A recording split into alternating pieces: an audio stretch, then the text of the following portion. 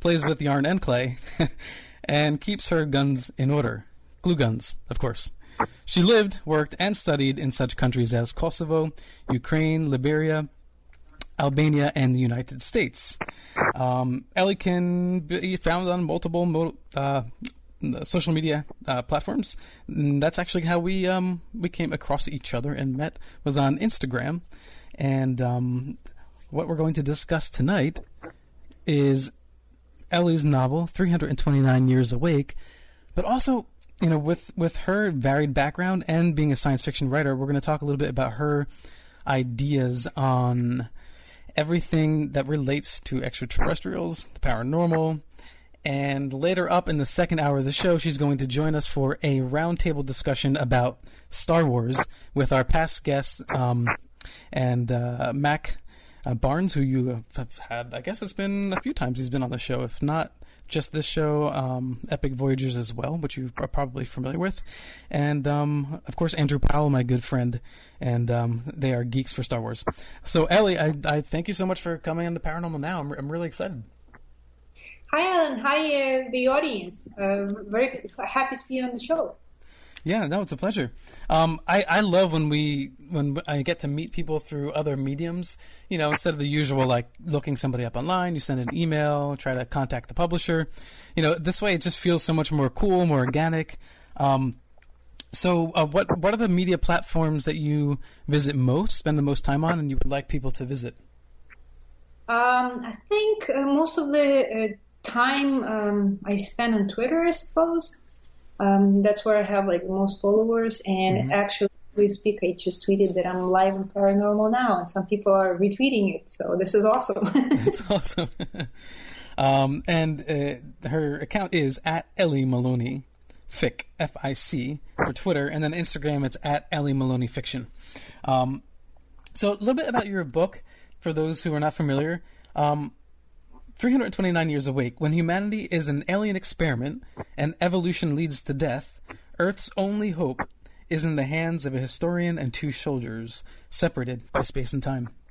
Humans have a powerful gift, a genetic ability to alter reality, but they know nothing about it. As humans grow capable to oscillate, the Inkari plot on harvesting this ability. Meanwhile, humans are gearing up for war with an enemy they know nothing about.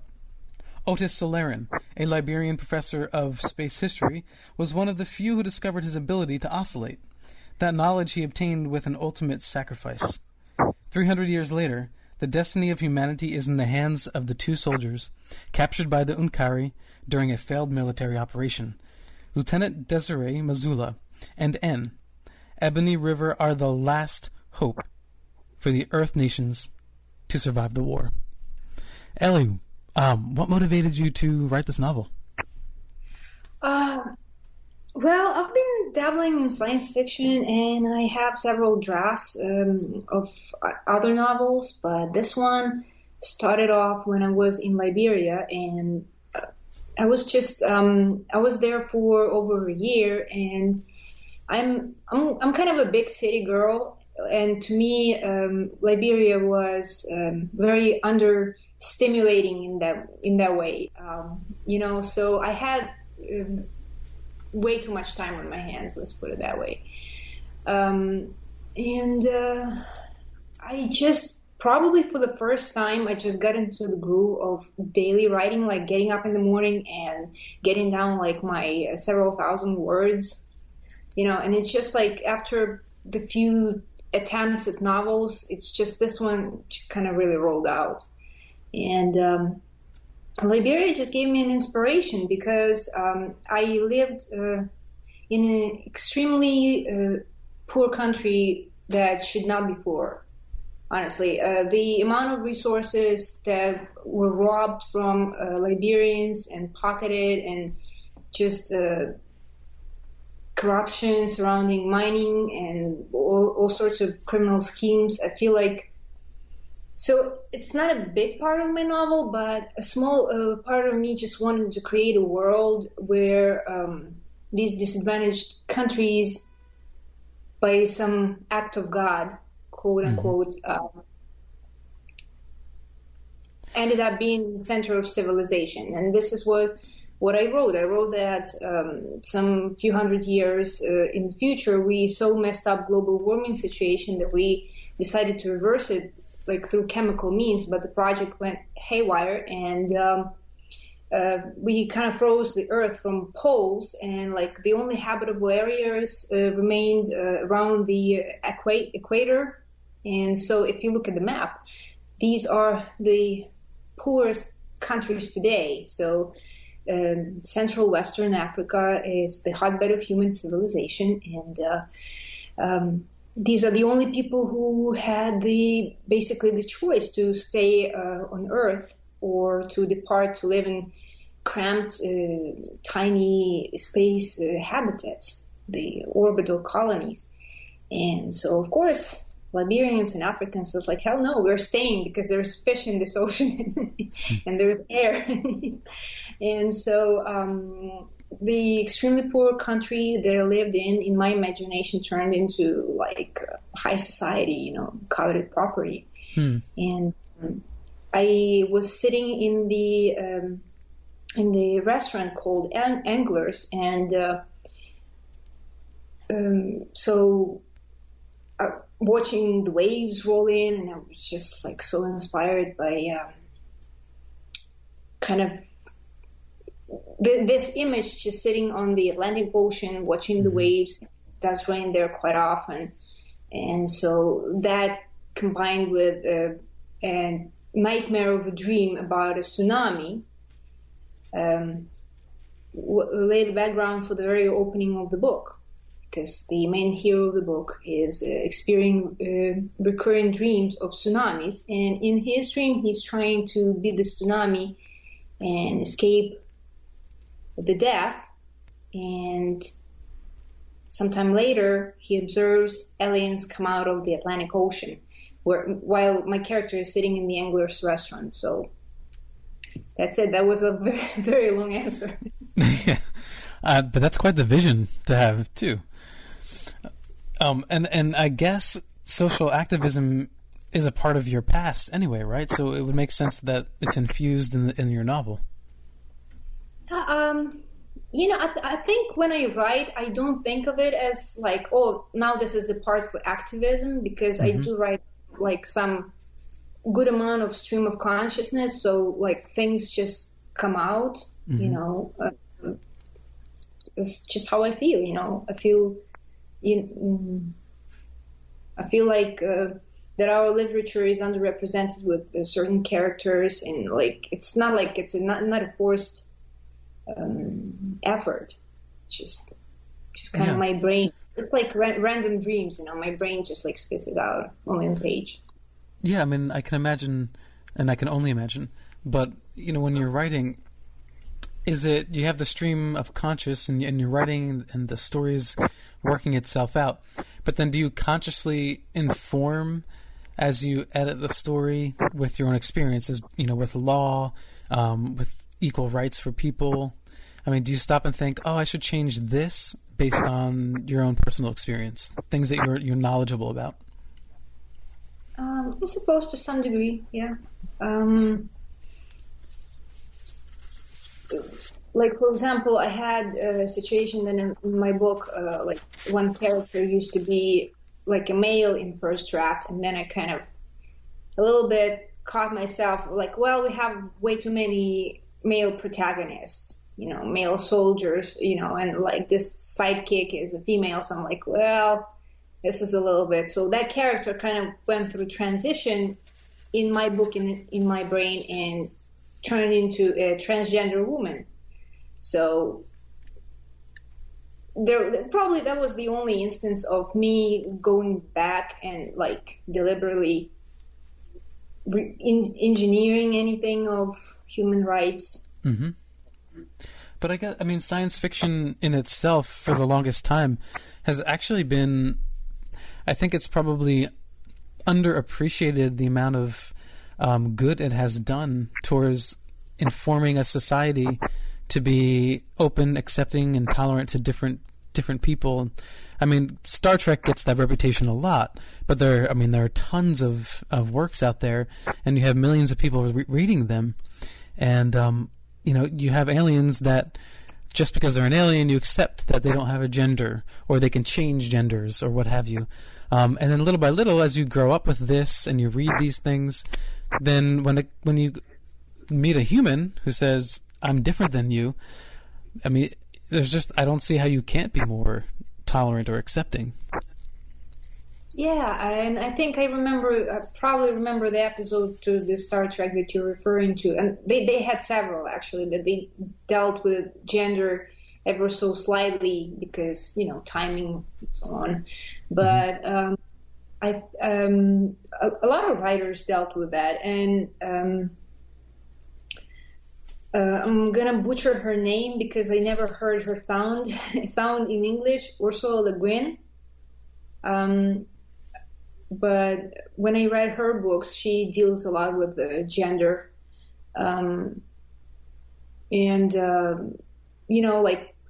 We writers, I think, hopefully a lot of us come from a very good place. Like we see things, and that's our form of superpowers. That's our form of activism. Maybe maybe in daily life we cannot change a poor country to go to prosperous state of help, like these millions of people, but our imagination, that's within our power. And, I feel like a lot of science fiction writers use those superpowers to change the world. And just kind of the other day I was roaming Best Buy and we were just having fun with the VR goggles, and I was like, wow, that's the holodeck. We are living in the Star Trek society, except, we just need to get on with bickering and fighting with countries and with each other and just get on, get out there.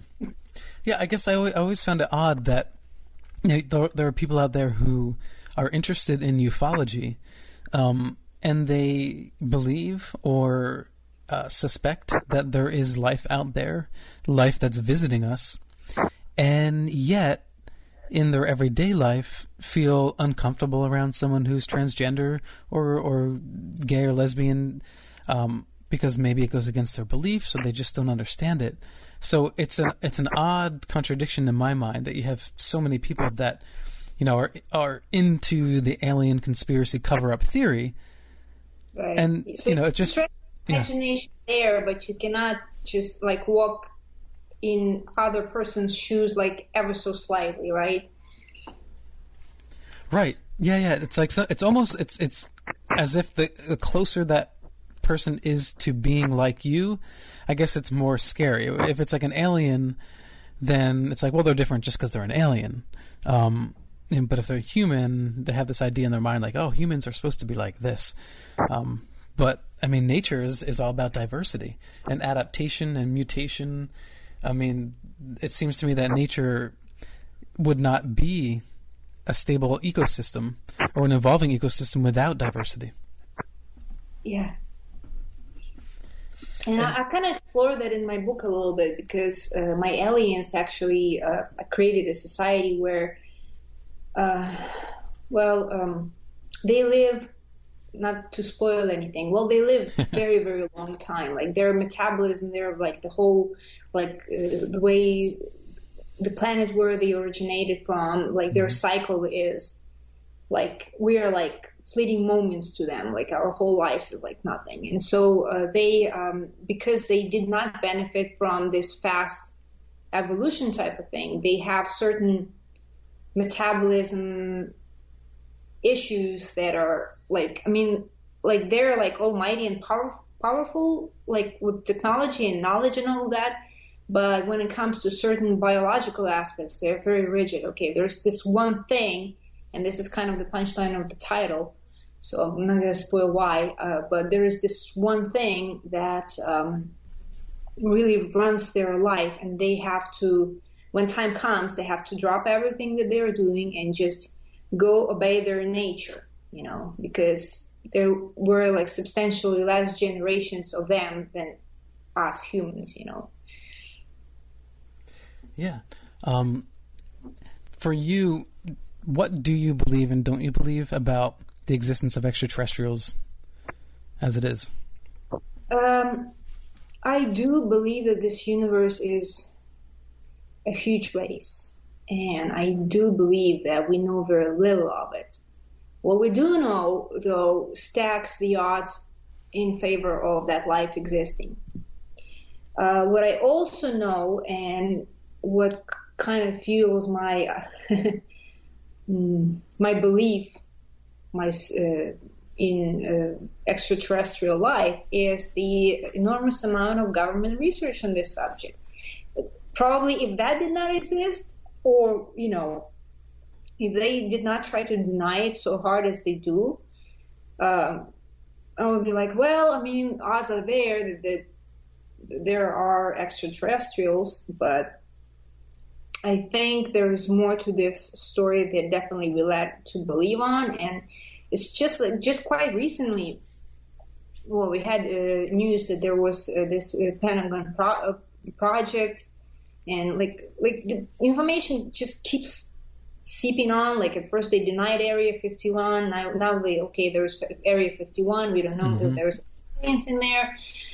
Nonetheless, there was some kind of cover-up of something in Roswell, and it's just, I mean, you don't write military pilot protocols for dealing with UFOs unless you expect to see them, So right, or something has prompted you to even think about writing a protocol. Yeah, and just like ordinary people may or may not see something. I personally, to my knowledge, was not abducted, did not witness any aliens, but I do find credible people like astronauts, like pilots, whose entire job is to know what they see in the sky, to know exactly what their dealing is. This is like the Russian jet, this is the Japanese jet, they know these things. And when they are puzzled, and like there's this recent video where these pilots, like, what the hell are we seeing, Yeah, I think that's when that came out, I really thought that, one, it's going to make big news, and it kind of did. It kind of did compared to other UFO reportings. I mean, it really did. Thanks to the New York Times, but it made it very difficult to refute, because now you had an actual. It wasn't just a military report. This was an actual video with audio of the witnesses, which you can tell are like struggling, trying to figure out what is going on. I thought that we would get more out of it than we have. I'm glad it happened.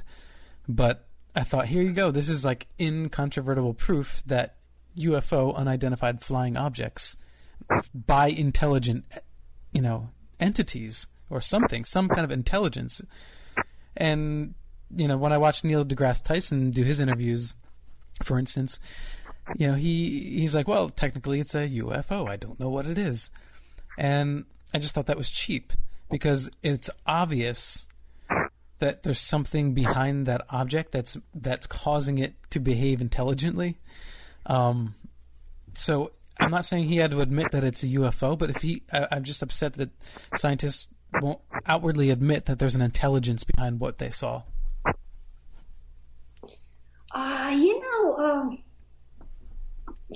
They are afraid for their reputations, and for us, more or less ordinary people, probably it's easier to speculate because they're so much in the public eye, and that's why I feel kind of being a science fiction writer is kind of a cool thing, this set of beliefs, because people kind of expect this. You're like, oh, okay, you're kind of special. Right. Even though you haven't been abducted, you're special. You're special. Yeah, and it's a good. That's a good thing. Yeah, it feeds into what you do. I mean, yeah. So I can share things. I can post things online. I can say things. I'm not a scientist, so I don't lose funding for the things that I say, or And yeah, I can understand that. When you were writing this, was your focus more on creating something that's character driven or story driven, or did it not matter? At first I was kind of nervous because it's a very expansive story. It's not a huge book. It's like within like the normal. It's not 1,000-page type of thing, but like the story is pretty big. The scope is pretty big. But then, like when I like binged on all the seasons of the Game of Thrones, I finally figured, okay, people can handle that many characters and that many intrigues, So it's perhaps a plot-driven thing, but characters are. Characters in my story, like in each chapter, characters come to stage and they do their part and they leave, and only few characters kind of connect the dots of all these like seemingly random characters that end up playing. It's like a history of humanity because I do a lot of historic speculative. Narrative in there, so I use certain historic times, like I speculate about Leonardo da Vinci, Hieronymus Bosch, the Voynich manuscript, the decades surrounding JFK's presidency, before him and after him. So I kind of like research a lot of history and a lot of things on the margins of known history. Whatever historic is in this book, it is historic, it is actual facts, but then there is like this another layer of my fictional narrative that is kind of fits in between those historic facts and kind of connects the dots and explains like, okay, that's how aliens fit in this picture of history of humanity. So it's kind of hard to explain sometimes, but I feel like we are ready. There has been like a lot of like Cloud Atlas since 8 we show. There's been plenty of stories right now driven with multiple characters, multiple narratives, and multiple broken timelines, and I feel like people are ready for that. Yeah, no, it's funny you said that because it reminded me of. I know when J.R.R. Tolkien was writing Lord of the Rings.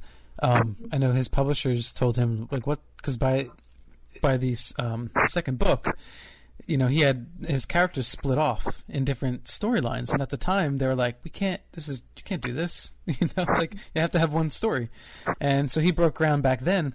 But even when Peter Jackson was filming, they came up across the same problem where they weren't sure if the audience was going to be able to follow these main characters splitting off into their own storylines, and it worked.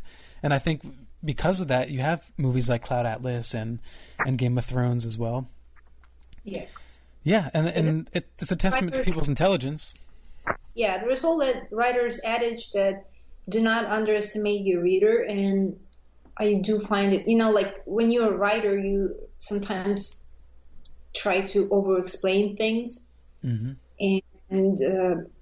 people are like, I get it, like move on. That's the way I speak sometimes too. It's like, okay, yeah, I know you just said that, Alan.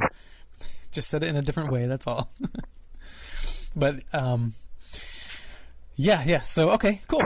So if you if things go well, are you planning on following up with a second novel? Yep. There's going, all right. And I'm going to perhaps first time on the air.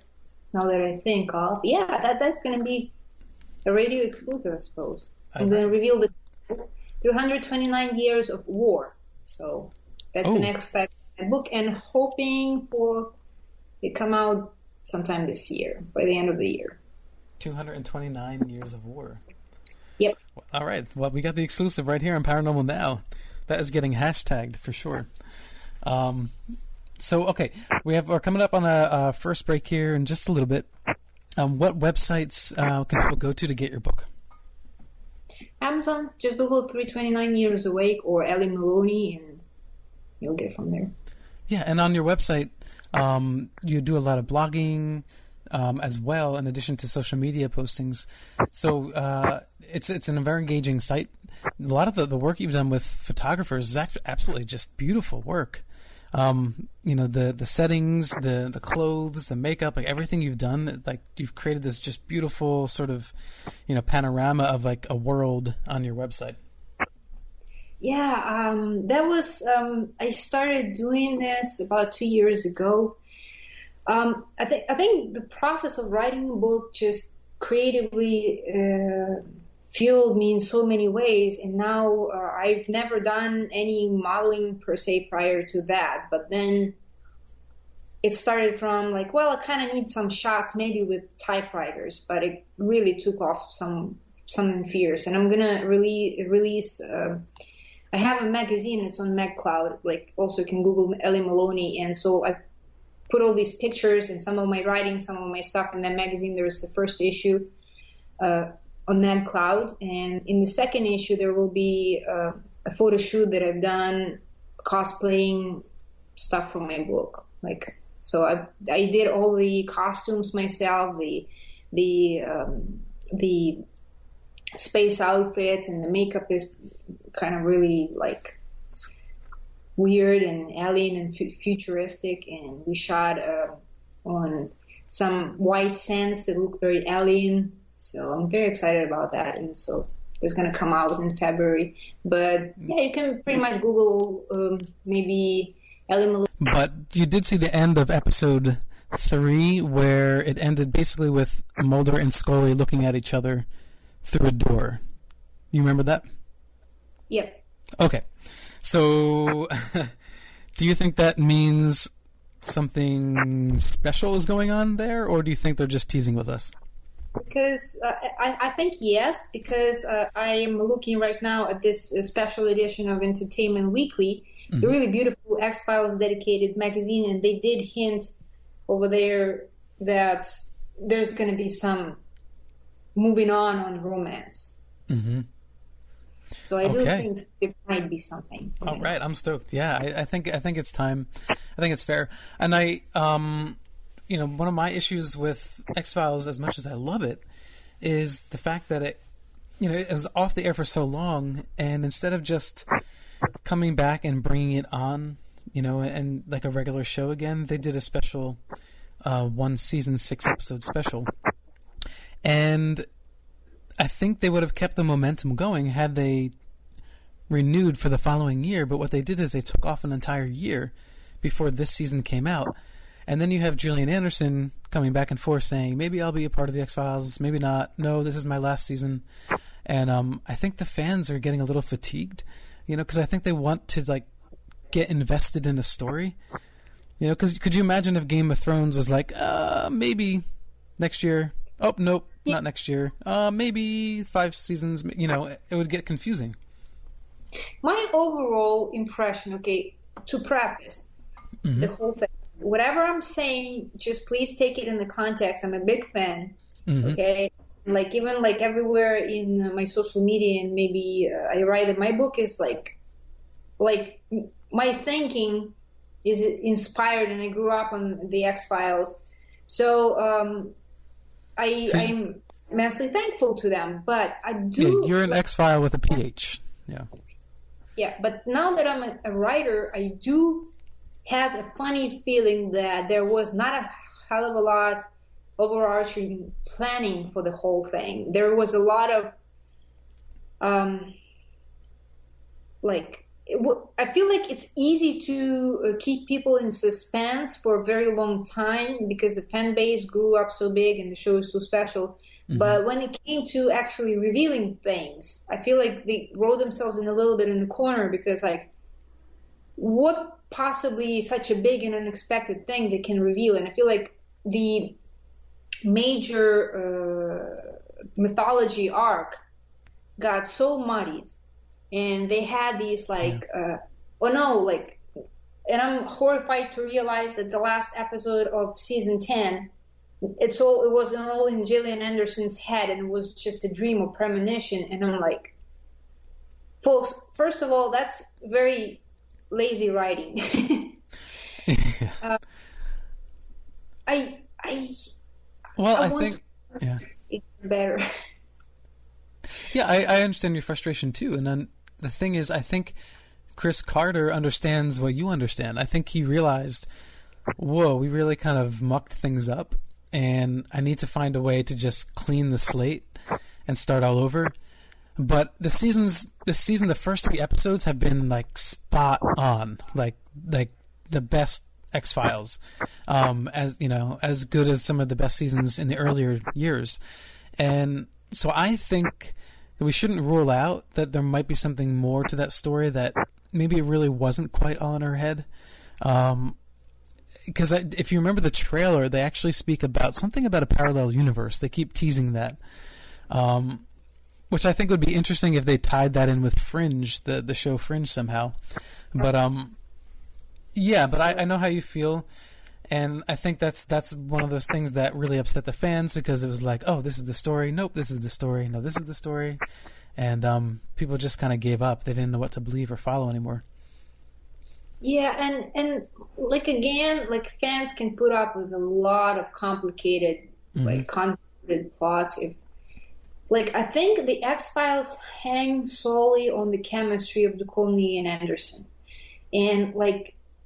Today I rewatched just briefly. I watched the finale of the season 9 just to kind of refresh, and I looked at Duchovny and Gillian Anderson and their chemistry, and Mulder's in prison and she's kissing him and all that, and I feel like at that moment and throughout the entire from season 1 to season 9, there was decent chemistry between them two as people, but then time passed, and then they fell back into this into these characters again. And I feel like as people, I feel like, guys, you kind of maybe need to catch up. Just go have a drink. But 2 of you, I don't know what's going on. Yeah, but and that's the thing, is I think Gillian Anderson and David Duchovny, I mean, this season, their chemistry is perfect. I mean, it just feels so right. And I feel like the writing has found its way again, and Chris Carter has found his footing again. And I guess I'm just so disappointed that they had to go through all this messiness to get there, because of the messiness, they lost their viewers. I mean, the statistics are not looking very good. You know, they're like in the 1.4 viewer rating right now, you know, and if they want to get renewed, they really need to be like 2 or higher. And it's a shame, because I think people are missing out on something really good. Now, let's not spoil the too much, but the first episode of this season, what the Smoking Man said to Skinner, I don't believe. What about you? I don't know what to believe. I don't believe like a single word out of the mouth of that man. Exactly. That's my point. Right. Yeah. But I was like, well, okay, hello. It's like, now your name is like Erhard Bush. Like, is that supposed to like ring some kind of Bush conspiracy bell? Because to my knowledge, I think this is the first time we find out his name when he has that narrative. My name is like this and that. And, like, I don't know, like, they made him larger than life. Like, yeah. I feel a little bit maybe too large. Like, yeah, I mean, now like, kind of environmentalist, but kind of not. Well, I think kill everybody, just like I don't know.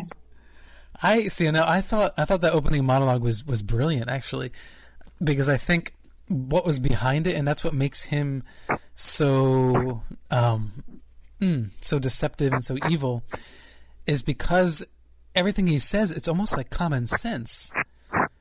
You know, it's like you almost kind of understand his logic, except for the killing off of everybody. But even that part, it's like he has a reason. He has in his mind like a clear justification as to why he does the things he does. And I think that's what makes him such a brilliant character. Yeah. In your own book, do you have a particular character that you are attached to, that you really love? I like attached to it as if like I'm kind of have a mild crush on. Well, I guess. I don't know. Yeah, it could be that. Or just a character that actually inspires you. It comes back to you. I like David Duchovny. I like Mulder. I like older, like Mulder in the earlier seasons. You know, like one where we kind of didn't quite knew about his porn addiction. I still cannot point where the hell was I supposed to get a clue in the whole 9 seasons about that. Like, I'm a little bit shell-shocked about that. I think that was season 2. I think it was season 2 where they introduced that. Yeah. Oh, really? Like, well, that went over my head, but like, I feel like, but his curiosity and just, it's kind of funny. I can relate to both of them in a sense. I think I have like that struggle in me, like Chris Carter in this Entertainment Weekly special. He writes that like Mulder and Scully kind of are an embodiment of his own internal struggle. Do I believe in science? Do I believe in God? Like, I want to believe, and that's just it, you know. And these are 2 alter egos of his personality, and I feel like I do have some of that myself. So I think both of them pretty much. I do think that in the new seasons, Director Skinner kind of blows my socks off. I think he deserves way more credit than he gets, because especially in that 6-episode season, I think he was like the only alive like he was on screen like in his own element. Like he took off like there was no time between, you know, like I feel like everybody was rough except for him. Like and I don't know, he caught my eye like so much. Are you speaking about season 6? I'm sorry, season 10? Yeah. Yeah, okay. Yeah, I felt the same way. But like I said, now I think they've all got it back, which is good. But you're right, he was sort of the saving grace as far as characters go for me for season 10. Yeah. But you know, Skinner, I think true X-Files fans really appreciate Skinner. But if you ask people who are casual X-Files fans, I don't think that they appreciate the depth that his character offers and how important he is to the show. Yeah, it's like at first we kind of like don't know what to expect from him, but then we see like whenever it comes to some crucial moments, he has their back. He has Mulder and Scully's back, you know, and he's like regardless of whatever political situations he finds himself. I feel like I like him as a person. I like Skinner as a person overall. I think if he ever did anything, you know, it was just a circumstantial situation. If he had a choice, otherwise he would take it. That's how I feel about Skinner. Yeah. We talked about Chris Carter struggling. When you were writing, did you ever come across that same problem where you're writing a story out and then you have to figure out a way to get yourself out of a corner? Sure. I mean, that happens. It can happen like several times in a session. It can happen like on a big scale. Like right now, I'm writing a sequel, and I've heard like people who read the end and they think that, oh, this is what's gonna happen. And so I've heard like so many versions that people kind of think that they know what's gonna happen, and I feel like, okay, I need to like really work hard. Like you will not see it coming. You will. Seriously, because I will be disappointed if people, you know, kind of have figured it all out. You know, that would not be interesting to me. So it's not so much, not that I feel like, you know, like a serious writer's block as far as like not being able to write. Thankfully, that like didn't happen to me. Like if I need to take a break, I just take a break. I just don't like dwell on that. But I do feel like sometimes I need to take breaks to just let life happen and like to feel like I'm writing like a living person, you know, like this writing is, you know, inspired versus just punching words. So I don't necessarily believe, like a lot of writers say, that you got to write like daily regardless, no matter what bullshit you write. I don't believe in that because like, and here's the flip side of it, because I don't write every day and I don't write bullshit. I write when I, when I'm in the right space, and I don't do like a complete rewrite. It's just whatever I've written, this is what was supposed to be kind of happening in the story, but I do a lot of editing, but not in like super major ways. Mm-hmm. Well, and you've lived in and studied, I think you said, in Kosovo, Ukraine, Liberia, which played a major part in writing the book, Albania, and the United States. You're in Albania now, right? Yeah, I'm currently in Albania. So, how many languages do you speak? 3. 3? Yes. So, English, and what are the other 2? Nah, I'm not gonna say just because you're gonna find me. Oh, no, I was just asking. My wife is Bulgarian, and she speaks Bulgarian, English, and a little bit of Spanish and German as well. But the reason I was asking is because I'm wondering if speaking these different languages actually influences writing a book where you have people coming from different parts of the world, right? There's this haven, this place now that people want to be in. Does that experience, that multicultural, multilinguistic experience, play in any particular way into your writing? Absolutely. And, each language kind of has its own pacing, its own syntax, and its own, and since I'm writing in the second language, not my native language, well, it took me, you can know grammar and just kind of vocabulary, but it takes a while to sort of start living, breathing the language, to start using colloquialisms, to have such a native proficiency that you can make your characters sound kind of like they mean it, like I wouldn't have, like if I wrote this in my language, I wouldn't have this adjustment period. But now I feel like, okay, I've been writing fiction long enough.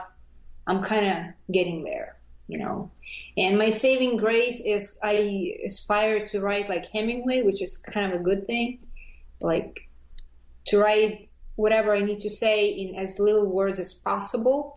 And that's kind of almost like a trick, but also kind of fortunately a good thing, because people don't want to read like a whole lot of exposition and like what characters were wearing and what exactly they were eating and like, all of that. Fortunately, good writing can drop all of that. So, and of course, just having experience, like I live in Muslim countries, and I've seen, I have Muslim friends who are so far away from some of the stereotypes that I'm hearing. Like they were like wonderful family people, just the most warm, very ethical, wonderful people, and kind, forward-thinking, with different levels of, being attached to the Muslim heritage. Of course, like being able to, like, I know how in America some people like never leave the state, for one or another reason. So, and if you even travel from state to state, you get like so many Americas, sometimes you go from city to city and you see different Americas, and like the whole world is different. So like, I feel like if people had the ability to know more people, more like gay people, more Muslim people, more, any sort of type of people, like there would be a whole lot of less prejudice. So I feel like I was fortunate to be exposed to such diversity. That's like my treasure. Yeah, no, it really is a blessing, I think, because it also allows you to not feel animosity towards other people, and not spend your energies that could be used for better purposes on discrimination, and it allows you as a person to have a more, I think, well, I mean, it's relative to everybody, but as a whole, a more relaxed state of mind when you interact with other people.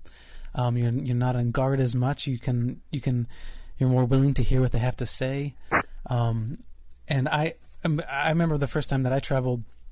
And I'd be remiss if I didn't mention, I forgot, my wife also speaks fluent Russian too. Because she grew up in Bulgaria for a portion of her life when it was still under communism. But the first time I went to Bulgaria was the first time that I left the United States. And it was one of the most awesome experiences I had just leaving the country, and I went there with no expectations, I mean, I was lucky to have someone I love guide me around, of course. But there was, within the first 48 hours, there was it's something a tiny bit like culture shock. I felt like, whoa, there's so many new things to absorb in my environment that I've not had, to adjust to before. But it was also thrilling at the same time. And I agree. The more you travel, I think, was that Mark Twain? Somebody said something about the more you travel, if everybody in the world traveled or something like that, the world would be a better place. And I totally agree with that. And in your science fiction work, it's, I can see how that actually plays really well. But as you go along and you continue writing, do you think that you'll ever, invent something like a language, like a Klingon language or something like that? I've done it when I was little. I've invented my sign language, which I wrote diary in a certain type of code. Because I didn't want my thoughts to be known to anybody else. Not a whole lot precious thoughts now that I realize, but nonetheless, when you're a teenager, you feel like, there's a lot of secrets. Yeah. Anyway, so absolutely, that might happen. Something like that. That would be so cool. Wow. All right. So, Ellie, we've got a few more minutes left before we go into the second hour. In the second hour, you have to join us because Ellie will be joining myself and Andrew Powell and Mac Barnes for a roundtable discussion on Star Wars, The Last Jedi. I think Ellie and I are in a similar camp, how we feel about that. Andrew and Mac, however, are a little bit different. Controversy happens to be The Last Jedi. It feels like it divides us more than politics and religion and anything like that. And you don't see that coming from people. I know. Thank God we don't have lightsabers. We'd all be going after each other. Yeah, for sure. All right. Yeah. So if you want to find out more about Ellie's work, 329 Years Awake, a science fiction odyssey, if you will. You can go to her Twitter page at Ellie Maloney, FIC, at Ellie Maloney Fic, and on Instagram at Ellie Maloney Fiction. Ellie, before we sign off here in a few minutes, is there anything that you wanted to say about this work that you haven't had a chance to share? Oh, just give it a chance. Go ahead, give it a chance. I just genuinely would like people to experience this. This was my experimental work. I wasn't thinking so much as a commercial fiction. I was thinking, I was trying to find myself through this story, sort of find my writing through the story. So I think that's why it might be interesting, because in the future, when I got it all figured out and I know how to cater to the audiences, perhaps, and I'm all rich and famous, I don't know, maybe they're going to be something else. But now this is it. This is the most me, I suppose, you can get. So, are you already going around and doing signings in this sort? I launched at the International Film Festival in Chicago. That was like really awesome opportunity. Nice. Yeah, I became kind of friends and partnered with this film festival, Shortcut 100, and so I launched my book with their 5th annual film festival, and I'm doing right now mostly focusing on radio tours because I travel so much. Like that's the one thing that makes sense for me right now. So I feel like maybe later this year I will do more things in the U.S. being there physically present. Yeah, well, you were here recently in New York, and we kind of missed each other. It was during like the holiday season. I was hoping we can meet, but we didn't. But the invitation to see you and your wife, that would be really awesome. But it was a really short stay, and I've been to Washington State, to New York, and then to Baltimore, kind of all over the place. So. Yeah, no, that's great. Yeah, maybe next time we can get together. I always never understood why in New York we don't have really huge, something like Life Conscious Expo, these big conferences, for people who are into, extraterrestrials or, alternative, medicines and thinkings and this, I like it's always out in Nevada. It's always in New Mexico, California, Washington, D.C., but New York doesn't have its own really super huge con, Well, there was never Roswell happened in New York. That's true. Yeah, but I mean, New York, let's see, I think the past year in New York State, there was 139 reported UFOs, according to Newfork. And in New York, about 1/3 of those were in New York City. So, there's a lot, it's a hotbed of activity. There was one recently in Astoria where we used to live. And so I just think that there's so much. I mean, look at Comic-Con. I mean, my guess is that so many of those people who love Comic-Con, are also into, the real, life, extraterrestrial investigations and, paranormal thinking and that sort of thing. But anyway, I'm lamenting. One day, hopefully, we'll have our giant expo here in the city. I don't know who's going to lead it, but hopefully someone. Maybe when we do that, you can come out here and you could lead it, Ellie. That sounds great. I love New York. I'm a huge fan. Oh, yeah. I want to live in New York if I can someday. No, I love the city. I do. We always think about how much we really want to get to the mountains and have our own place out there sometime. But for just everyday living, there's nothing like New York at all. Though I haven't been to every city in the world, so I shouldn't really say that. But to the best of my knowledge, it's Star Wars Encyclopedia, according to me. And my good friend Andrew Powell, he is also a geeked out fan of Star Wars. He knows a whole lot and beyond Star Wars as well. And unfortunately, we can't see Andrew, but he's here in spirit. Hi, Andrew. Hi, guys. He's a force ghost. So anyway, let's get started with the broad scope here. We'll go one at a time. I'll start with you, Ellie. Without getting into too much detail, what was your overall take of the movie as a film? I loved it. Sorry, guys. I loved it. I thought it was awesome. That's the gist of it. You did? Okay. Yep.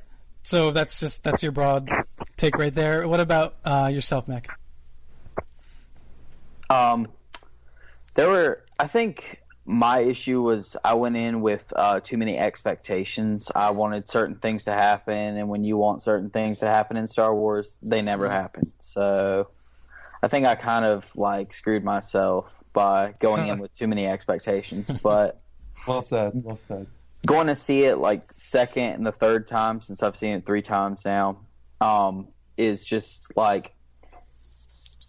have every time that I watched it, I felt like I was watching a different movie, in the sense that, like, I was watching things that I didn't otherwise see the previous time or the previous two times. Like, I felt like I was, like, paying attention to different details. So I feel like I've seen, like, a very broad spectrum and, like, different aspects of the movie.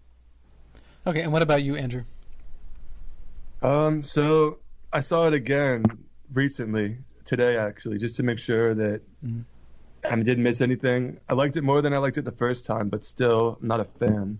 It's very preachy, man, and it's very Disney-fied. Like, watching it again, the biggest problems I had with it, I don't understand why they put, like, pop culture references in it.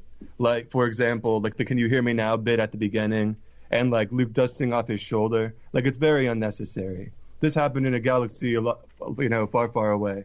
They don't know anything about Earth pop culture. And, like, there's a lot of like the Disney issues, like, with the creatures. There's a lot of creatures in this that we didn't have to deal with. Like, I actually like the porgs, by the way. I'm pro porg. But those people, those nun type creatures that are on that planet, why are they there? And then the caretakers? You didn't like the caretakers? Horrible idea. And then the entire Canto Bight planet, that entire sequence had no business being in the movie. It could be taken out. That place was killer. What do you mean? Okay, so we're already splitting up. Let me just lay in my overall take. I'm with you, Ellie, that it's a great film. As a film, if you separate it from anything else, it is a great film, with the exception of the Canto Bight sequence, which could have been edited down. But besides that, I thought it was a great film. As a Star Wars film, I think a lot of people, besides the storylines that people had issues with, I think it was jarring because Rian Johnson's a really great director and he's an intelligent person. But he took what Lucas introduced to us, and he introduced a mythology story. And mythology stories, they have only so many characters. They go on a hero's journey, and then they complete this journey. And they go through the dark and they come out into the light. And, like, he tapped into these archetypical, psychological depths that are within all human beings. So Rian Johnson comes along and he adds so many more elements to these already numerous characters that, in that sense, it didn't feel like a Star Wars film.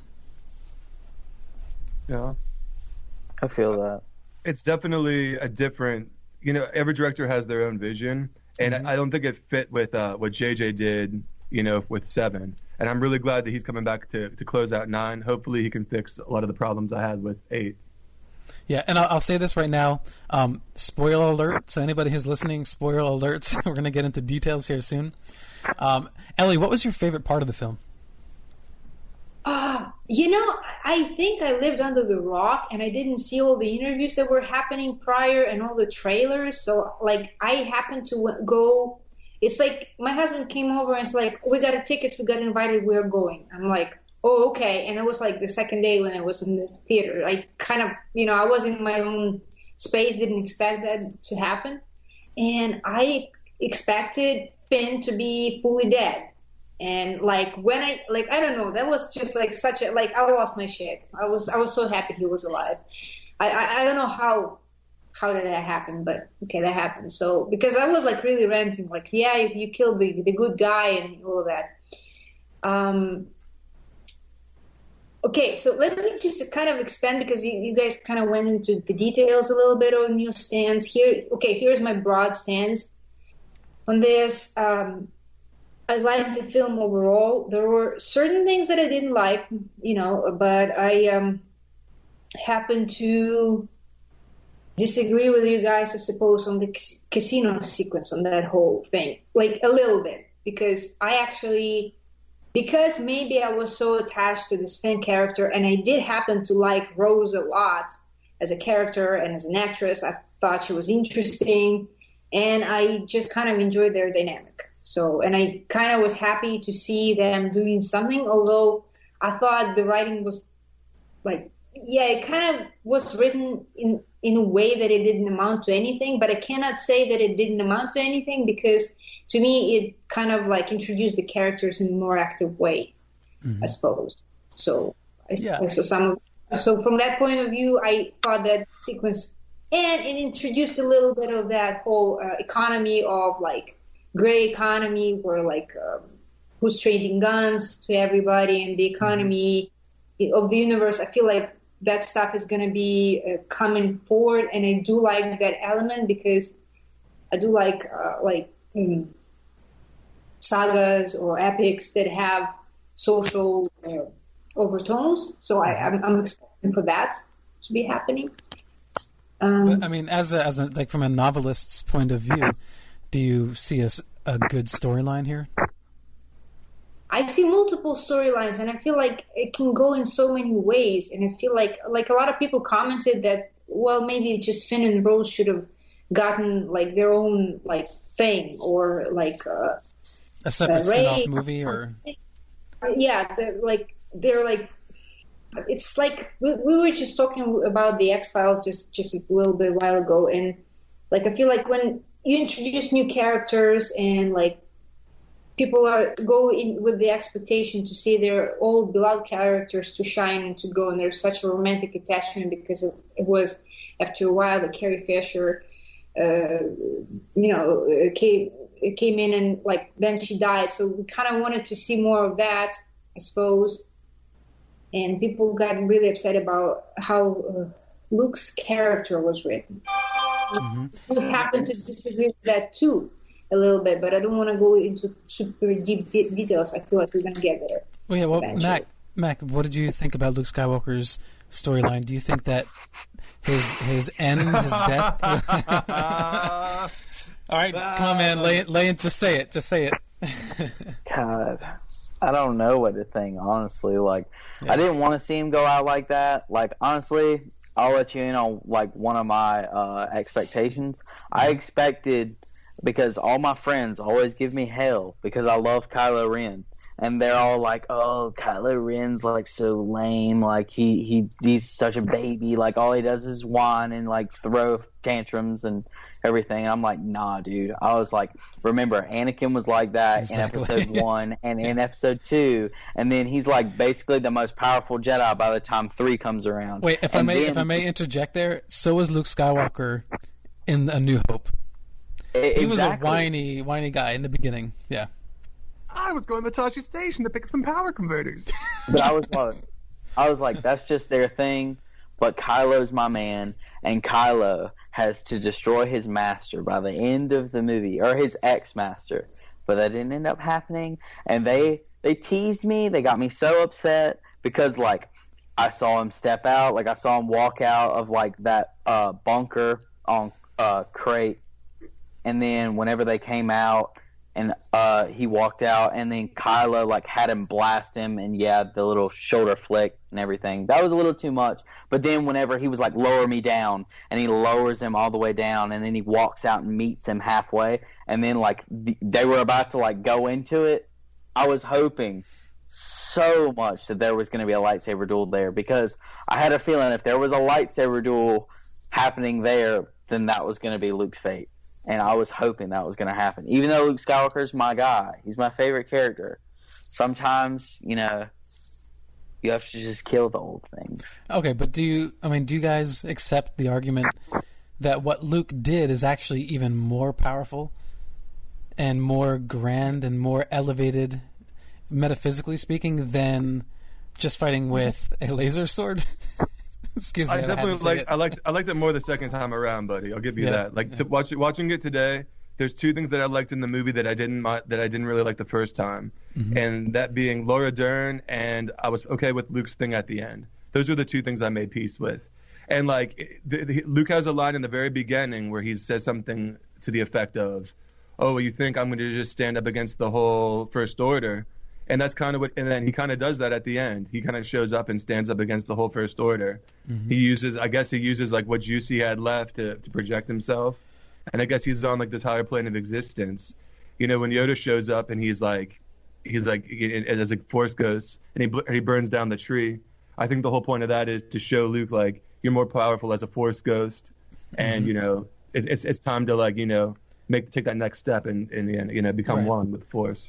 Yeah, I mean, and it's interesting because Luke's argument is a very cynical one. Like, when he says, "What am I going to fight with a laser sword?" But it's actually the same argument that Yoda is making. But in a more positive light, it's like now your time is done. You had your fight. You were the hero. You've done what you needed to do here. Now it's time to move on. The only problem I have with that, and this is where I kind of agree with Mac too, is why not put that in the third movie? Why put it in the second movie? Why not get Luke fighting? We get to see him at his best, and then do exactly what he did, but just save it for the last film. I would have been more satisfied with that, I think. I'm with you on that. And can I just say that the end of 7 and the beginning of 8, how Mark Hamill portrays it is completely different. Like if you go back and watch it, JJ definitely gave Mark different directions than Ryan did in 8, man. Like it's for sure. Clearly, JJ had different views for what he wanted to do with Luke, because if you watch them side by side, man, it's a completely different style, completely different mode, everything. At the end of 7, he almost looked like he was choking up, and then exactly, like it was all a joke. He throws that away. He throws that saber away, like it's nothing. Well, and Ellie, I hate to keep calling you out because you're a novelist, but in this point, when you see what JJ wrote in the story, that Luke left a trail, a map, purposely so people to find him when they needed him, and then they find him, and it's almost like Rian Johnson, the director in the second movie, was like, "Nah, forget about that whole thing." He took a left turn, man. Yeah, that's what I'm thinking about the whole Luke controversy, I suppose. Mind you, between the previous episode and the latest episode, like some time passed, and some things happened involving Kylo Ren, like that big flop with him not being properly trained and raised, and Kylo Ren. And I feel, as from writing perspective, I feel like Luke got a whole another dimension, complexity to the character, which kind of was not really, well, Luke kind of was a little bit brooding and maybe a little nihilistic. He wasn't like a little bit, and he has this like interesting relationship with the Force. And he knows I was feeling like everything that happened with Luke just to me added really richness and complexity to him, and I could relate because of where he's coming from, why in this particular episode he's reacting like this, because he was burned really badly on like losing Kylo Ren. He had to make a very hard choice to cut himself off the Force, so he like either that or there is a chance I may like stumble and go to the dark side or something like that. So I felt like it's like, think about it, if you're like a drug addict or an alcoholic, or something like that. There is something that is like really powerful and amazing and rich over there, and yet it can destroy you in a sense. So I feel like Luke retreating, maybe it was not the most hero-like thing that he's done, but it was a very understandable and relatable thing that he's done by retreating to these caves. And he was like, yeah, I suppose if you need me, but like when Rey showed up, I think he just, how you screw up real badly and then you feel like you can't really fix it, and like I think that's where space that he was in.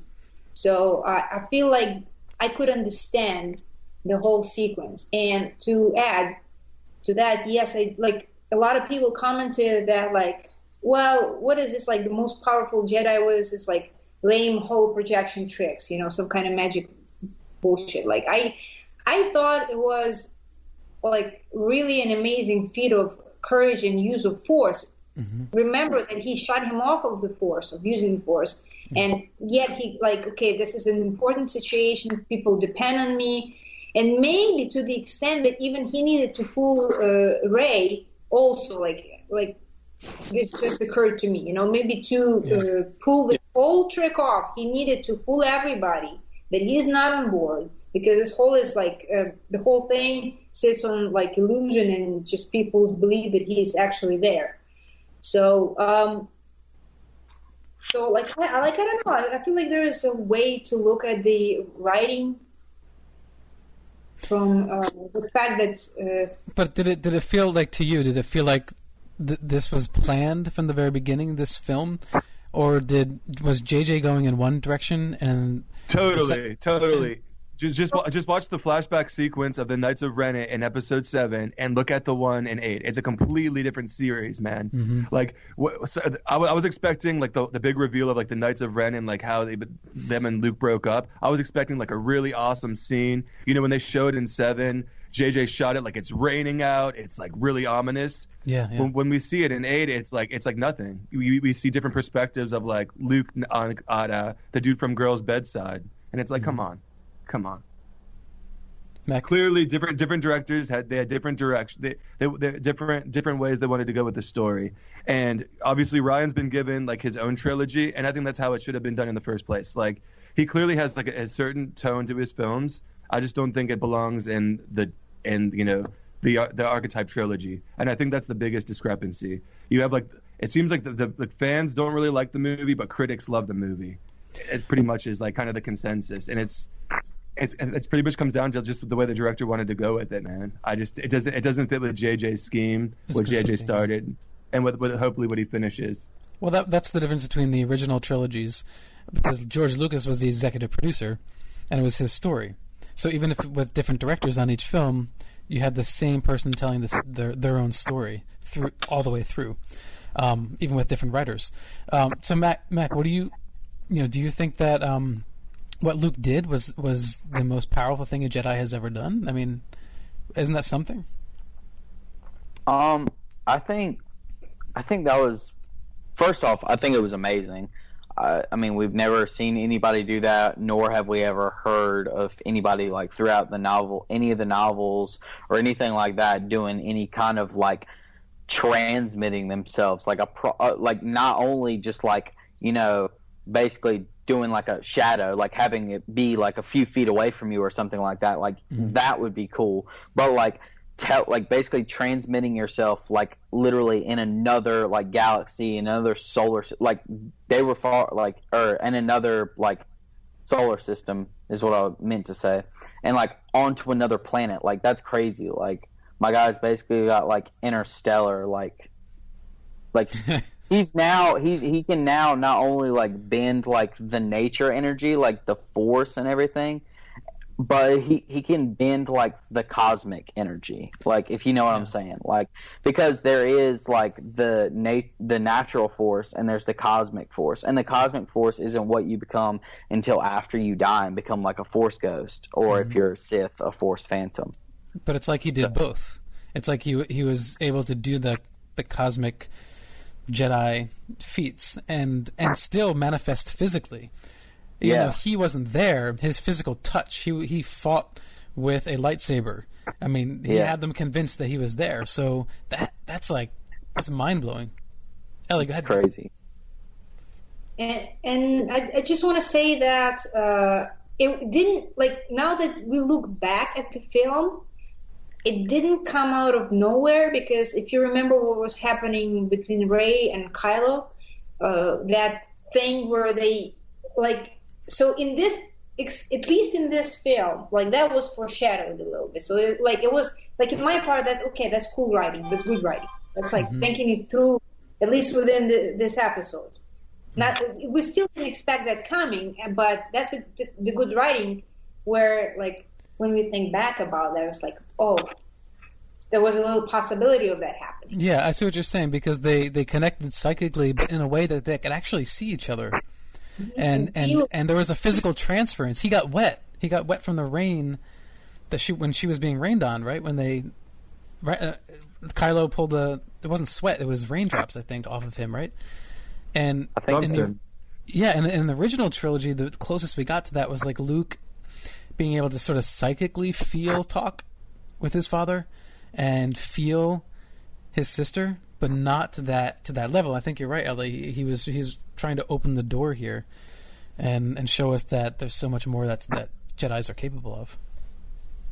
Yeah, I would like to see more new Jedi things. Like, I just wish they wouldn't cut and paste so much. Like, there's so many cool things you can do with a Jedi and their power, and like we only got to see like a little bit. You know, we obviously got to see what Luke can do. We got to see what Snoke did, how he bridged Rey and the dude from Girls together, and it's like they could have done so many more cool things with that. Why didn't they do that? Because they had too many characters and too many storylines going on, I think, and he did a great job putting it in 2.5 hours. It was long. It's a long movie, by the way. It's very long. Yeah, you know what I don't get why they don't do? Like, honestly, I think that who is Star Wars like really trying to win over with their movies? Like, if you really think about it, for the most part, it's the old fans who grew up with it, the like younger crowd because it's like sci-fi, the new fans, the new fans, and the new fans, and then like little kids. Like, that's pretty much it. Like, some old people like it, but like that's only if they're like kind of like new school old people. Like, if they're old fashioned, for the most part, they don't like Star Wars. So start gearing it to the younger audience. What they should start doing is, instead of making a Star Wars movie, and one thing that it doesn't matter what age you are, if you like Star Wars, like, pretty much you either don't know what Star Wars is or you love Star Wars. Like, pretty much no in between. Like, even if you're like, you just love it, like, oh yeah, Star Wars is my favorite movie, or if you're like me and you know everything about it. You said it. But like, you love Star Wars, so why not just make Star Wars, instead of doing 2.5-hour movies, why not just make a 5-hour movie? Because Star Wars fans will sit through the whole thing. If you put an intermission, like an 30-45-minute intermission, like around 2.5 hours, people will go pee, get new popcorn, like everything will happen. We can get back to the theater and we can have a long, awesome movie. Like, I would definitely go see a 5-hour long Star Wars movie. When Lord of the Rings came out, Return of the King, that was 3 hours. I was totally cool with that. Yeah. Unfortunately for us, the studios don't feel the same way, and the studios are the ones who make all the decisions, buddy. The fans can you tell the studio what they want all day, but at the end of the day, the studio is going to make those changes that piss the fans off, and that translates to all franchises. Okay, is there any hope? Is there any outside chance that we'll see some sort of incarnation of Luke that isn't just a Jedi ghost? I mean, he could have teleported. That's what I'm wondering. Skywalker running around the island he's missing his cloak. You know what I mean? Yeah, right. Covering himself from the caretakers. That would be awesome. You know what? I've been thinking about that, and I was like, I feel like they wanted to kill off one character, but they just like picked the wrong one. You know, like life intervened. Yeah. I feel like, and then they were like, oops. So we kind of saved the wrong character. You know. Yeah, I mean, I don't know if it's salvageable. But I know JJ. He is a true fan. When you look at interviews with JJ versus Rian Johnson, I read this today. Rian Johnson submitted his script for the second movie before JJ finished the final cut of The Force Awakens. That's what I'm saying, man. Which means he had his own idea of what the story should be before, JJ finished, so that they can collaborate and work on something together. And I wonder if JJ might be brave enough, if he's listening, which I doubt, but if he is, would he be brave enough to figure out a way to make Luke not dead?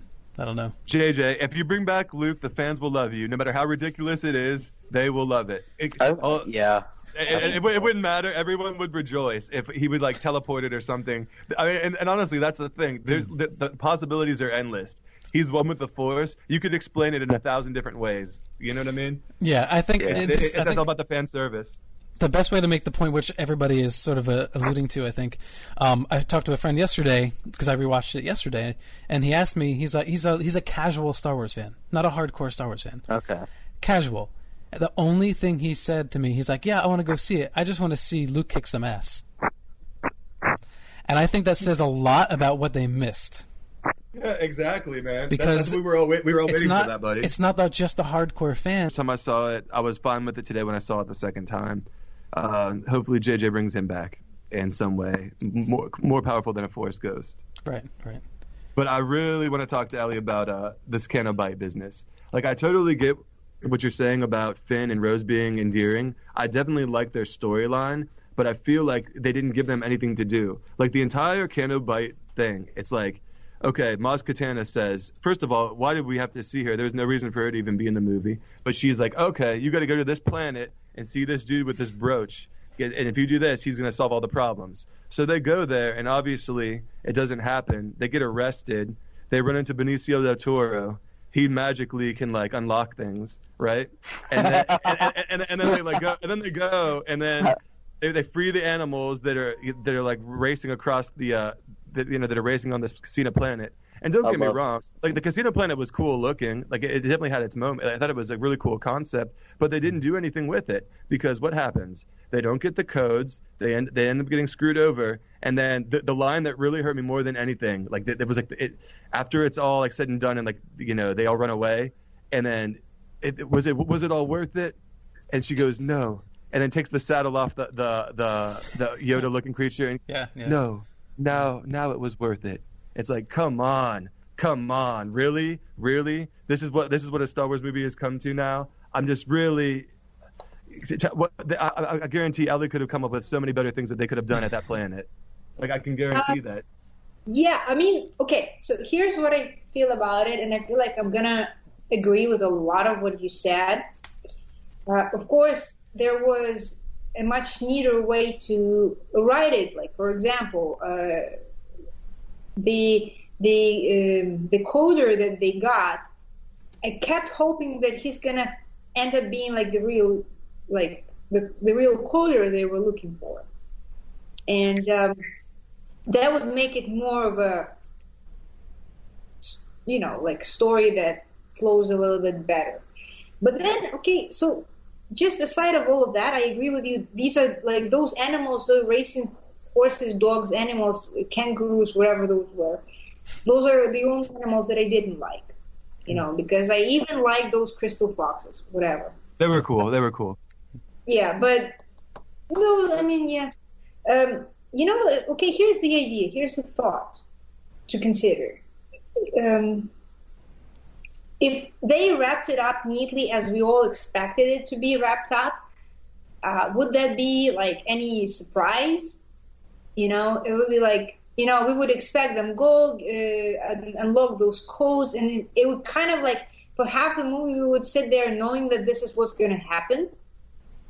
So I see what you're saying. So like they needed to have some story to tell as the other story is happening. Otherwise, it would be I totally get that. Like, I feel like they could have tied it better, though. I just feel like there's so many missed opportunities there. And like even once they get Benicio, right?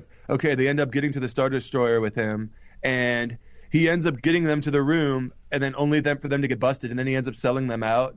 And then his whole then he gets preachy and is like, oh well. These terrible people, all these rich whitey, like they sell to the Empire and the Rebellion. They're all bad people. So like, what was the point of his character really? Honestly, what was the point of Benicio's character? I feel, like we learned the lesson. I mean, there's like gray people there. It's not all black and white. And this is, I feel like a solid diversion from the Star Wars like ideology, I suppose, if you can say so. Can you see them bringing back Benicio, guys, as like helping out in the next movie? Like, oh, I was wrong. Like I'm here to like right my wrongs type of thing. Like Lando Calrissian kind of thing. Yeah, kind of. Yeah, like honestly, like Maz is pretty force sensitive. Do you think like she sent them there like it was all on purpose for them to like meet this dude? No, so many people died. So many people died because of Benicio del Toro's character. Exactly, dude. Like it was. It's a very hard thing to forgive. That's not like Lando Calrissian, where he thought that his friends would be safe enough; they wouldn't be killed. This guy, he let thousands and thousands of lives die just so that he can get paid some money. So I think that was really rough. I just thought it would be killer that they could have done with Canto Bite. They could have like made that like basically like a branch of like the thing at Bespin. Like basically like, you know, Lando could have like won or like just like saved up a lot of money and opened a different casino on a different planet, and they were going to see Lando because Lando could have cracked the code. That would have been awesome, because then I like that better already. Billy D. Williams like back in the movie, and Oh my God, that would have made so many people happy. It would have been like a science fiction orgasm. That would have been awesome. Yeah. Pretty much. But, yeah, I don't think we're going to get Lando. Unless because I haven't heard anything about casting. Have you? About Lando Calrissian in the third film? No. The only thing I heard about Lando is I remember when 7 came out, there was like promotional material that, like, you know how they released the action figures first and all this. Originally, Finn was supposed to be Lando's kid, and that's so ridiculous if you think about it. Of all of that, you know, of all of the people in the Star Wars universe, the two African American characters are father and son. It's that like, come on, bad. That would have been. It would have been. It would have been awful, and it's a good thing they didn't go that route. All right, so Ellie, if you had a chance to write the third movie, how would you end this thing? Oh my! Wow, I feel like you emailed me that question. Like I had this humorous conversation with one of my friends, and they said like, and in the end, I want Pork to become next Sith Lord. I'm down with that. That'd be bad. Pork, I like, you know, they're good. Yeah. So, okay, in seriousness, I feel like they should bring Luke back. Yes. I want. Okay, my problem is that the whole relationship of Rey and Finn is like please don't get it wrong, but of a like kind of like he's like a puppy that follows her for some reason. Yeah. Kind of like that, like blind emotional attachment, and now it's kind of like Rose. There's like some kind of love triangle of unfortunate love, and I feel like I want Finn to shed it off because clearly Rey doesn't see him their way, and she probably never will. This is not going to happen. I kind of wanted it to happen, but it's not happening, so let's just forget it. But I do want, like, maybe to Finn and Rose get some kind of spin-off, if that's a thing, or they'll probably get a book. Have them sort shit out, like or this a comic. They need to figure it out. Yeah. Mac, do you think that they could possibly do like a spin-off with Luke and the Knights of Ren while Mark Hamill's still alive, and just do a totally separate movie about that storyline? Because they have so much that they're doing right now, and like I'm like, even though I'm not as attentive to my page anymore because like I'm adulting now. Good for you, buddy. But I still keep up with Star Wars. Like I want to keep my own tabs on everything, and they're trying to do so much right now. Like they're trying to break into live action TV right now. They're thinking about doing a couple different things.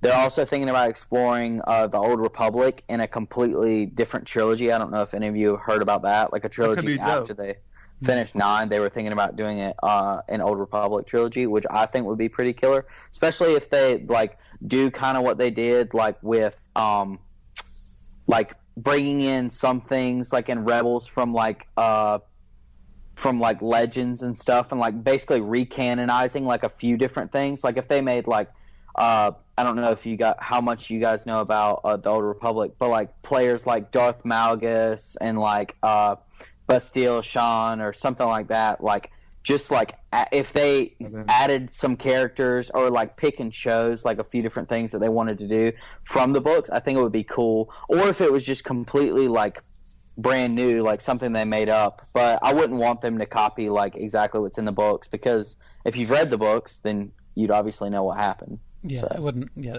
I understand that.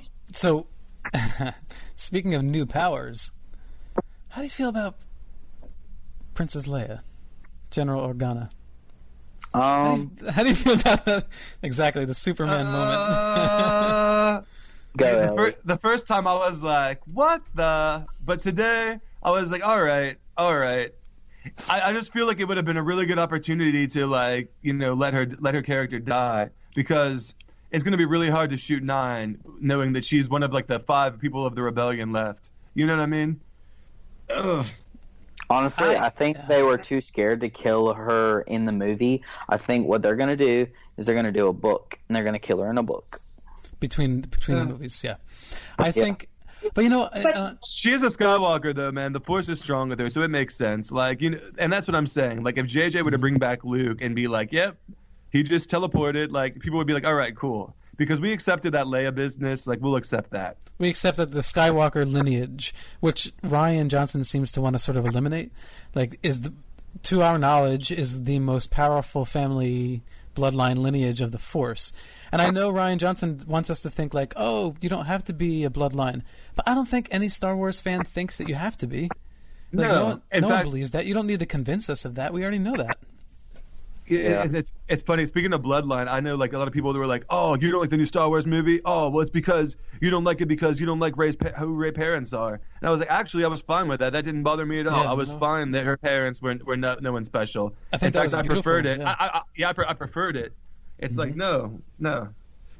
And I just wanted to say, buddy, that you were asking everyone their favorite scene earlier. My favorite scene is definitely the milking scene. I really enjoyed when Luke is going and milks those sea cows or whatever they were. Yeah. I was a big fan of that. I was a big fan. And if you're in the theater hungry and you see that scene, though, it's really disturbing. Yeah, I bet it is.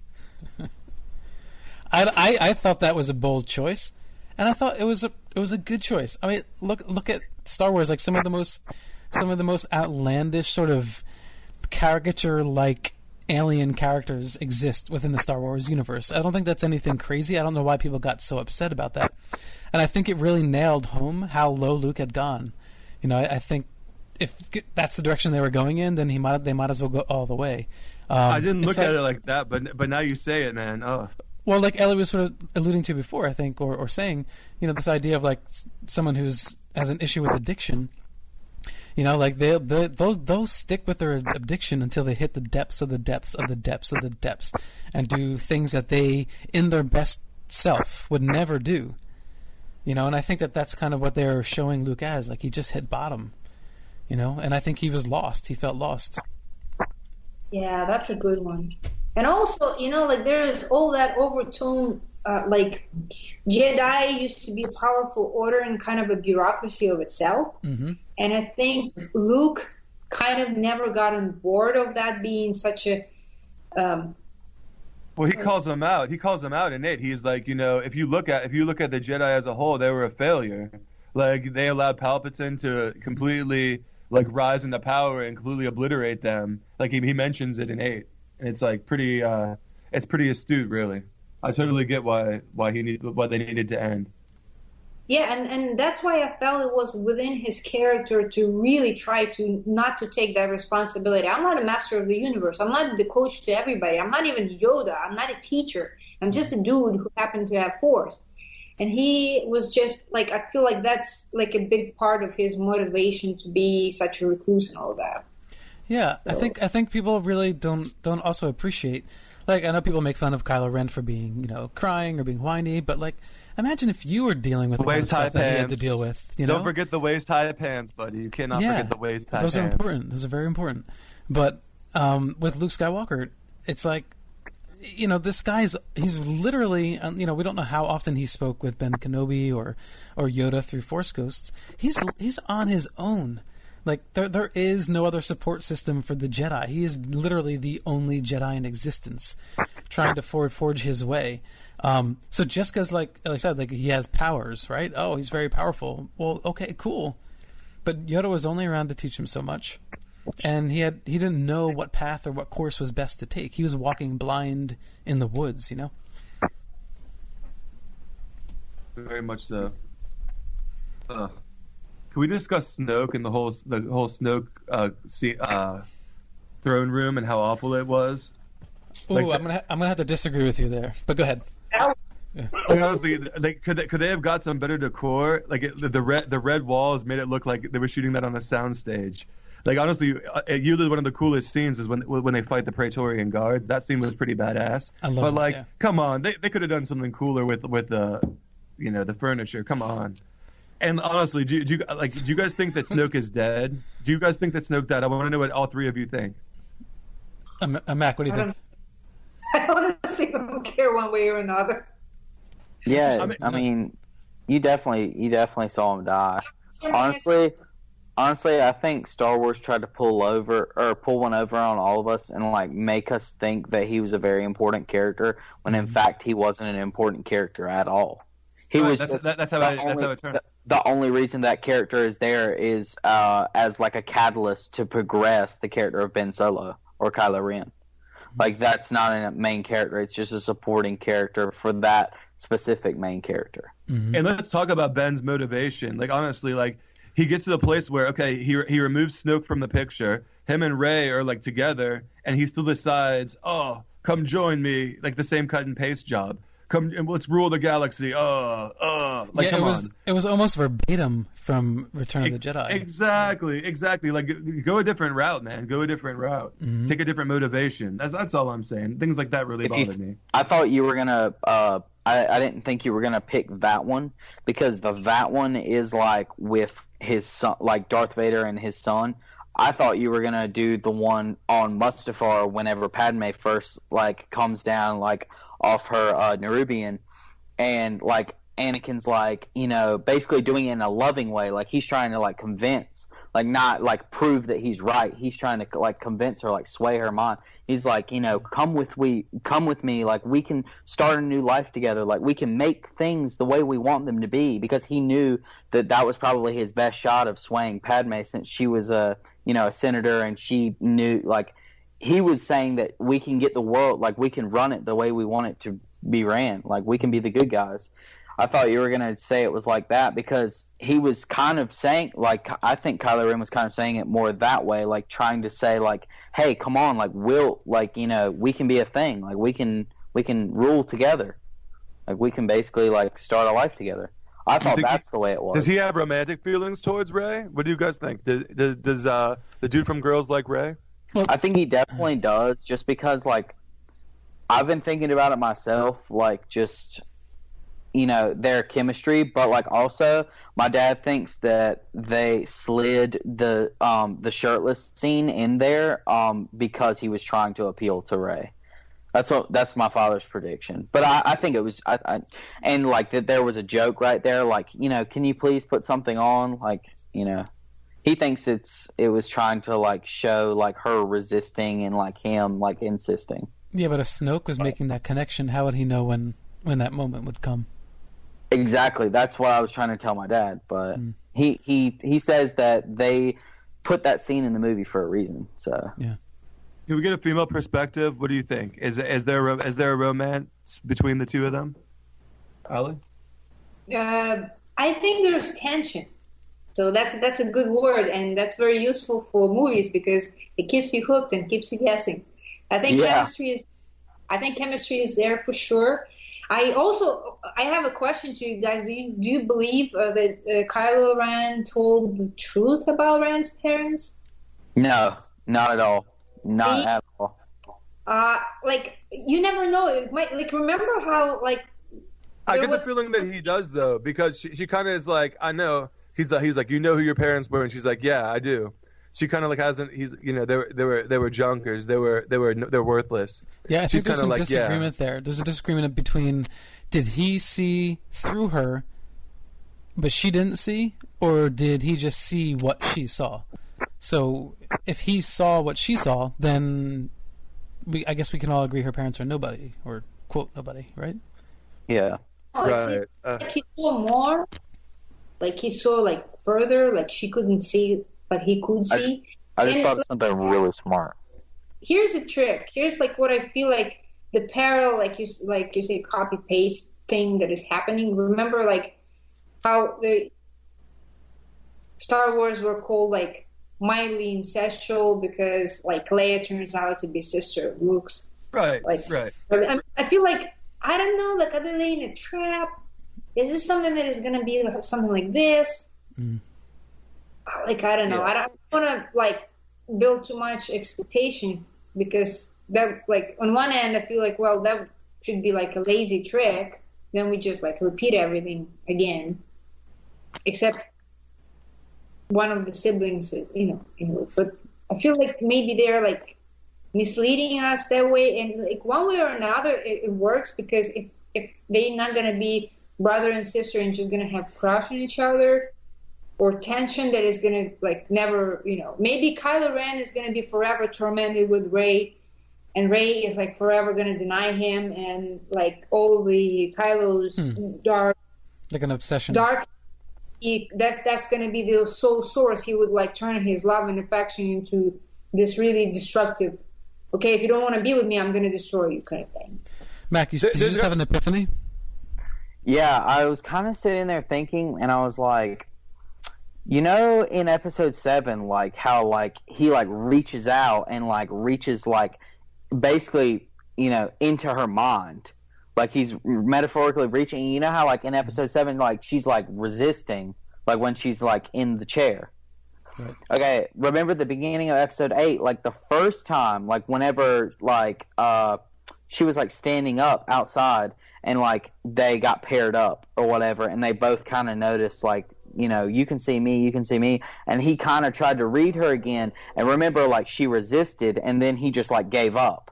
Mm-hmm. Well, what if, like, whenever they were together, like, in person, or, like, whenever he was talking about, like, the junker, or, like, saying that her parents were nobodies, what if she, like, basically thought in her mind what she wanted him to read? Ooh, okay. I think we need a big reveal. We need some sort of big reveal, man. Like, you got to think about it. We're all much younger than the people that originally saw Star Wars. So when those movies came out, I'm talking obviously 4, 5, and 6.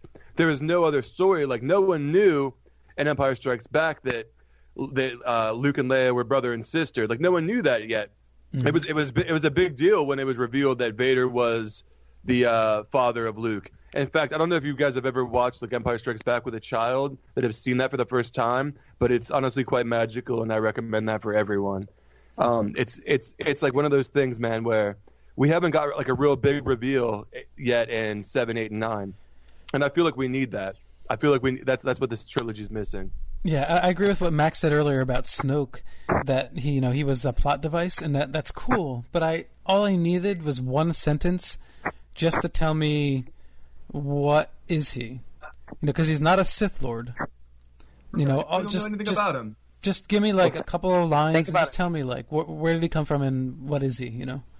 Think about it like this. Okay, so like obviously, especially like whenever like the period of time that the Jedi Order was like disbanded, like after Order 66 and everything, like there were plenty of like, I don't know how many of you watch Rebels, there were plenty of people, I guarantee you, like Ezra, like who were a force sensitive human being that was never trained. And then obviously like if you just like end up just if there's so many force sensitive people, obviously not as many as the real, like, the kid that's sweeping at the end of the movie, the kid that's sweeping is definitely force sensitive.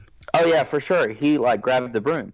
But what I was saying was like there's got to be someone out there who literally just became like just started like finding out their powers like on accident, and then were never obviously a Jedi nor a Sith because they didn't know of either one. They just knew that they had this really weird power that they could move things, and some could do worse things. And then obviously they wouldn't have like that tea kettle cap. Like they wouldn't like think, oh, I shouldn't get angry and destroy everything because that's not what Jedi do. Like they're just a normal person, so they're gonna go about their emotions as a normal person. So who's to say that he just decided to be? He was like, hey, I have these powers, let's be bad. So then just started doing like lots of bad thing and just like basically devised a plan to take over.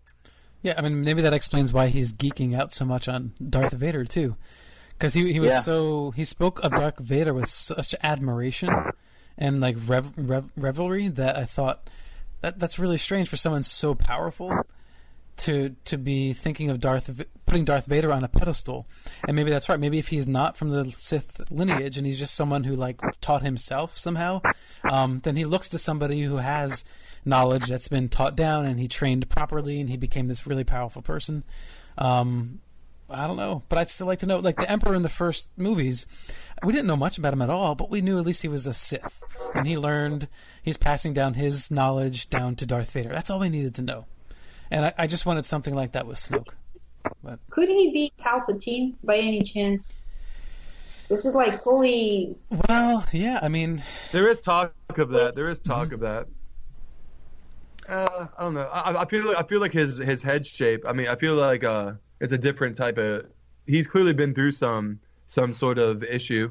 He either got his head cut in half by a lightsaber, or it almost looks like his head was like ripped in half, like by the Force, deciding like what kind of side of the Force he wanted to go with. Mm-hmm. Okay, so overall thoughts for me, I thought it was a great film. It had some serious issues that were not that serious, but some issues. And I think that once again we have to put our hope in JJ to see where he takes this trilogy. But I haven't lost the faith, and I do think in so many ways that Luke's story was actually quite beautiful the way it ended. That's it, guys. We are out of time.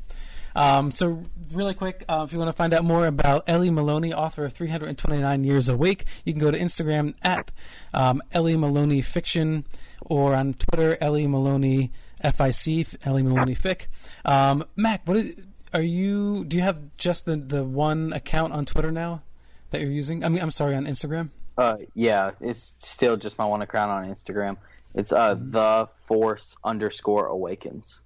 Okay. Because I made it before the first of the new trilogy. Well done.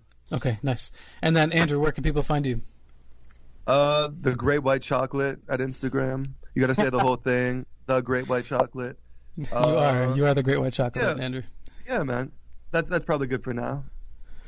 All right, cool. And once again, I want to thank Ellie for coming on for the first hour to discuss her books and the X-Files and other really cool alien, extraterrestrial, geeky things. I can't wait to listen to that. To find out more about her book, go to Amazon, 329 Years Awake.